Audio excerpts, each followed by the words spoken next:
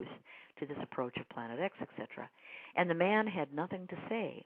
Now, he was normally very, talk somebody's ear off.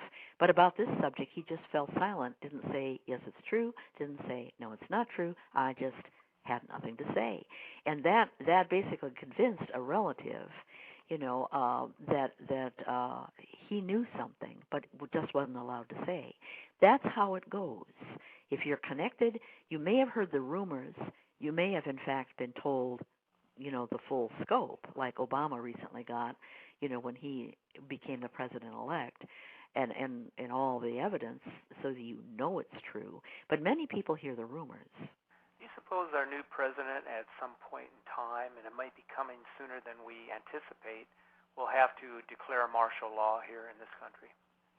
The Zetas have been asked that a lot, and they have said this one reason, for instance, for not giving specific dates of catastrophes or anything like, the lean to the left and 3 days of darkness, etc. They don't want martial law to happen because it really, so many good-hearted people will just be trapped along the coastlines, trapped in their cities, not allowed, to get to a safe location. So they want it more fluid so that people can follow their conscience. If they decide to die, if they want to die, that's their choice, that type of thing. But those who are trying to save themselves and their loved ones, little children, for instance, will have the right to do so. They have said they don't think martial law is going to happen, particularly if they guard against giving specific information on when catastrophes will happen. And the reason they gave is that in the U.S. at least, the populace is not used to a lack of liberties. And commerce and business and our social life, everything will just come to, children won't go to school. People won't go to work. They're just going to sit in their homes and worry about being gunned down in the streets. And so you don't keep, the infrastructure doesn't keep repaired and things don't get built and sold and distributed and whatever. And it works for 2 or 3 days, but then it gets sticky and breaks down. So if you're going to declare martial law in the U.S., you have to do it like 2 days ahead of some event. And if they don't know the exact date and an event just falls on them, then it's too late to declare martial law for the purposes of exterminating people or whatever. Now, that is not to say that travel restrictions might not be put in place. Imagine this scenario, that you begin to get like a severe wobble, 3 days of darkness, and now we're really like 7, 8, who knows how many weeks out until the pole shift. Now everybody's panicking. Now there's no question. They're not going to worry about paying their mortgage. They're thinking about, I got to get to the hills, I got to get inland, I've got to get out of the city. And in many cases, people will just have this urge that they have to flee from wherever they are, right? Like animals sensing an earthquake in the ground, they're just on the run. Don't be in front of a herd of cattle that feels tremors in the ground. They just run right over you. Well, if people have the freedom to move about, let's say that martial law is not declared and people can get in their cars or their trucks and leave, where would you anticipate that most of them would be going? Where are these safer havens?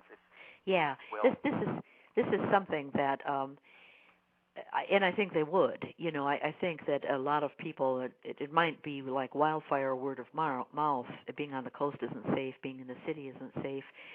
Rural areas, where you can at least plant gardens and have chickens and goats, and you should be there before the last weeks if possible. Small farms in rural areas, not too crowded. You can eat weeds for vitamins, and you can eat bugs and grubs, and earthworms are very high in protein and fat.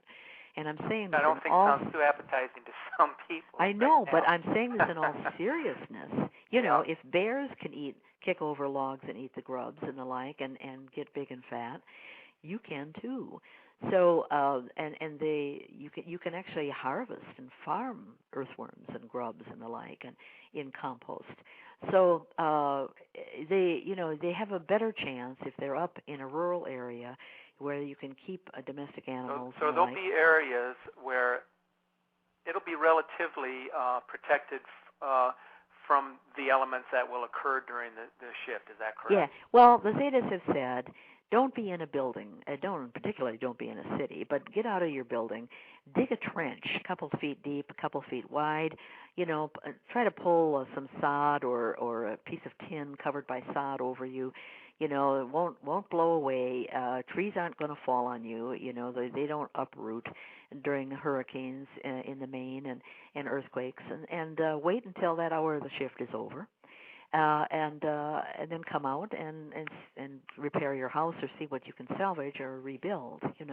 And they said, domestic animals, let them run, because if you try to keep them in the barn, they'll break their legs trying to beat their way out of the barn and run you over. They're just going to run around in circles in fear, domestic animals. So that there's a lot of that kind of common sense advice in the Zeta Talk website. Yes, you should be up in the hills of Appalachia. Everything west of the Continental Divide will have the potential of rock and roll. You should look and see, is the land hard? Has it broken recently in the past, like 10, 20,000 years? Like the Great Salt Lakes have not, but the mountains around the perimeter have. You can see what areas are likely to break during this pole shift by what has broken in the last few pole shifts. Inland, you have to consider flooding. The Ozarks will be above water during the pole shift. Western Kansas and Nebraska and et cetera will be, but eastern might be underwater because the Missouri will back up, the Mississippi will back up. So there's those living along the rivers or living along the Great Lakes should consider moving to a safer location. Yeah, the Great Lakes are liable to slosh 50 miles inland and 100 feet above the Great Lake level. That's like half of what you might experience along the oceans. But is really sea level elevation is important. Gentle rolling hills will kind of buffer you from the winds to some degree. And they basically say, dig the trench, and wait it out. This is also true of tornadoes. They say, get out of your car and lay down in the trench at the side of the road. That shows you what a simple trench will give you, Sure. As far as safety. Well, Nancy, it's always a pleasure having you on this show. You have devoted so much of your time and energy to relaying this message of impending danger and what folks can do to better prepare for these major changes that we now seem to be imminent. And your sacrifices are those that many of our listeners out there that are in tune with the earth will not take for granted and will be greatly appreciative of the work you're doing. So we want to thank you very much for coming on today. Oh, and the same goes to you, Steve. It's always a delight to be on your show. And hopefully we'll have you back again soon to speak further on this topic, because it's very important for people to understand what's going on. Exactly. So thanks a lot, Nancy, and thank you. Have a great day, okay? You too. Goodbye. Bye-bye.